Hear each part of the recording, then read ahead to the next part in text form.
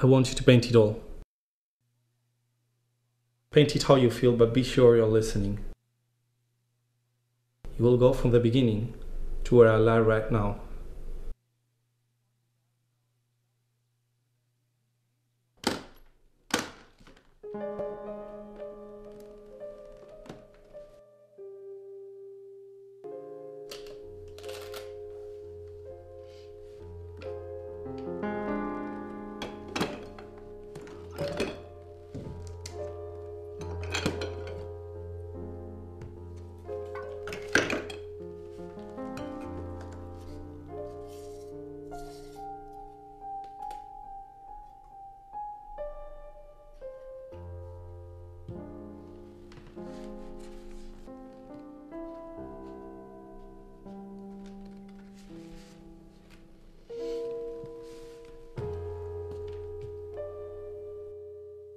With every burst of red and blue,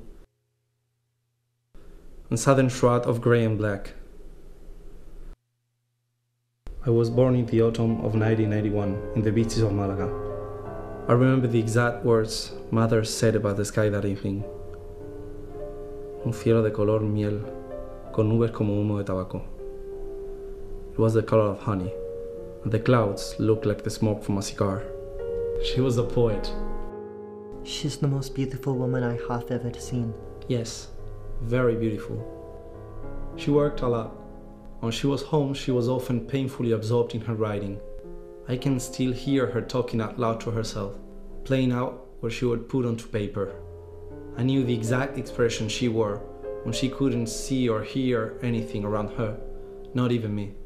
It feels good to be that lost at times. Yeah, it does. She was sweet though. When she could, we would go to the show with a canvas and paints.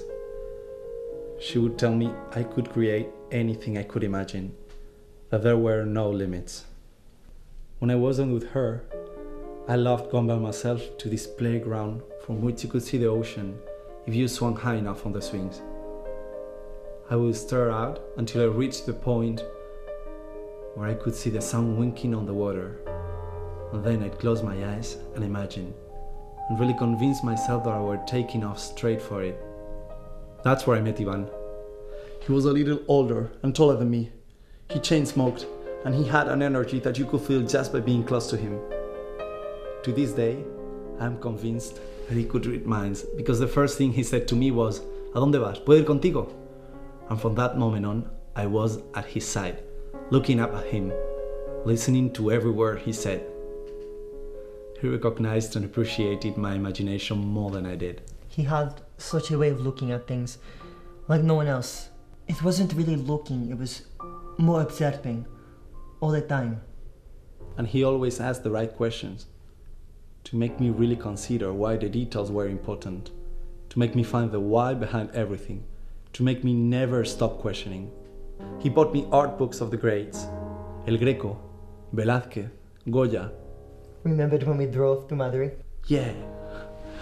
I'll never forget seeing Las Pinturas Negras for the first time. And wanting to live inside them.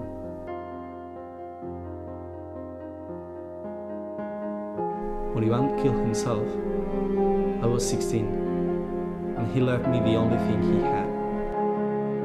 A necklace with the image of a spider. The animal with the ability to weave its own world. For the next 2 years, I painted and painted, and saved up all the money I could to move into a world very different from my own. Mother wasn't very happy about that. No, she wasn't. But I knew I had to go. And even though I knew how upset she was, she didn't let herself cry. She never did.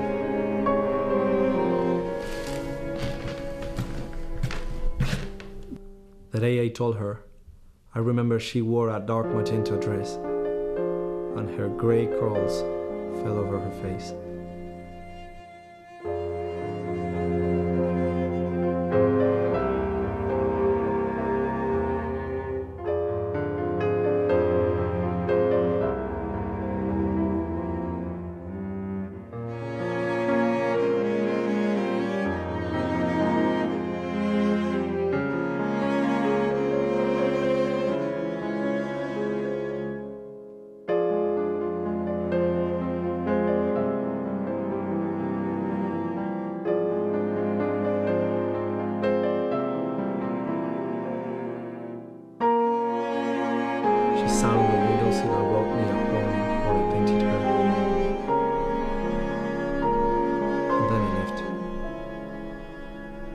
York, even after a year, everything was too fast. I remember walking down West 53rd Street and feeling as if I were moving in slow motion, while everything around me moved in real time.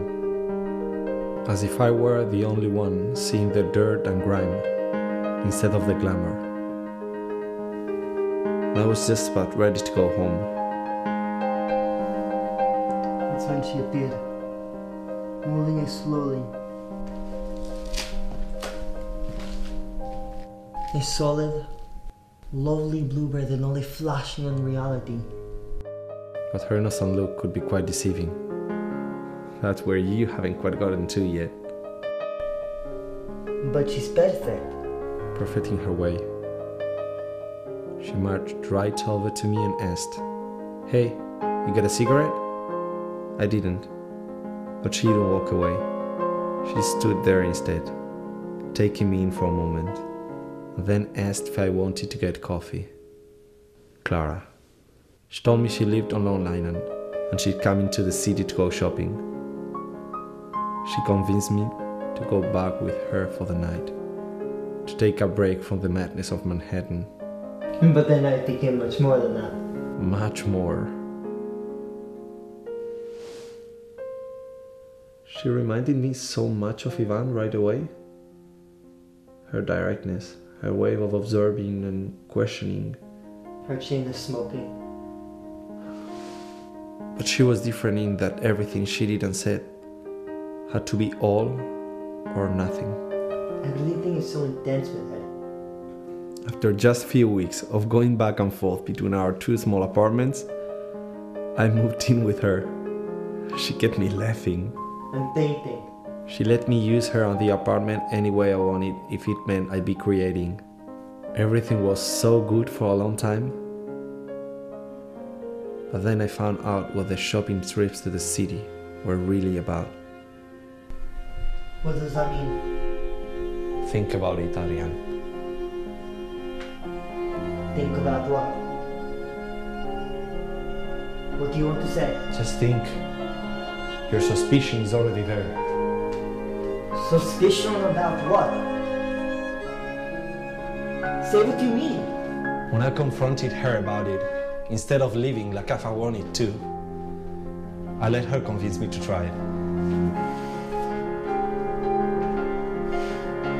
People don't convince you to do things. You do it or you don't. How could you not get stopped him? I couldn't. She told me to think about what it could do for my painting. Well, it's certainly justified then. I don't want to hear anymore. You need to hear it all. How it turned into hours at a time in the apartment, getting totally absorbing each other. We were creating. I didn't know Mother died until a week after it happened. How could you be such a coward and a pushover? You haven't lived it yet. Now stop being self-righteous. Listen and paint.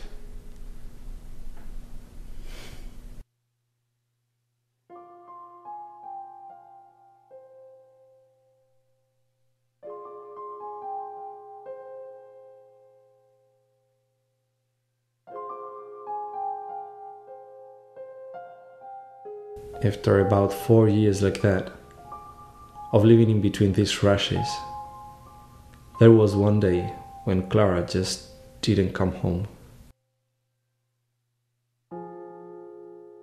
For months I struggled. I didn't know which I preferred. That she died, or that she'd left me to hopefully better herself. One morning, I drove to the beach with a canvas. For the first time in a very long time, I painted without being high. I felt like I was with Mother again. And I told myself I wouldn't go back to the city. But it was a short-lived promise. How so?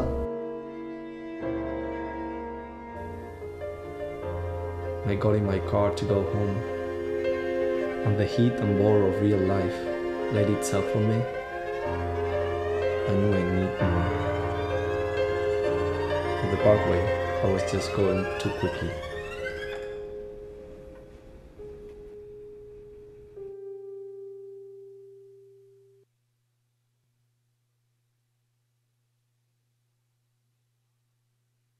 I'm sorry things didn't work out as you'd imagine they would. There's still time, Adrian.